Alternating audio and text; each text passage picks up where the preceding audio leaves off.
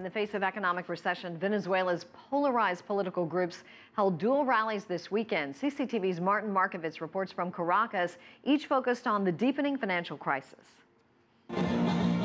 Venezuela's warring political factions took to the streets to defend their leaders as the country is in midst of recession and a deep economic crisis. At a rally on Friday, President Nicolas Maduro reiterated that Venezuela's opposition and right-wing forces have long planned to violently topple his government.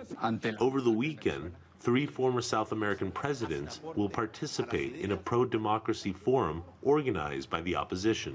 Maduro criticized their plans to attempt to visit jailed opposition leader Leopoldo Lopez, who was arrested nearly a year ago for leading massive anti-government protests. More than 40 people were killed during those demonstrations.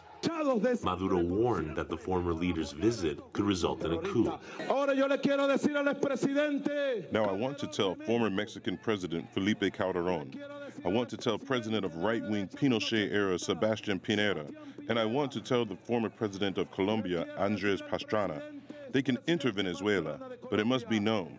They come to Venezuela to support a right-wing group who does not recognize this government and is calling for a bloody coup d'etat. On Saturday, members of Venezuela's opposition held their first demonstration of the new year to protest high inflation and the shortage of basic staples.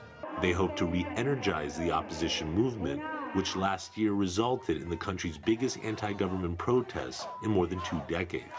Compared to the marches held last year, Saturday's opposition rally had a much lower turnout. A sign that many Venezuelans are weary of the country's politicians and their promise to make change after a year of economic crisis. Still, opposition protesters at the march were defiant in wanting a change in Venezuela's leadership. This cannot last. We don't have the resources to survive. For example, we don't have medicines, diapers, sugar. We are in a very difficult situation.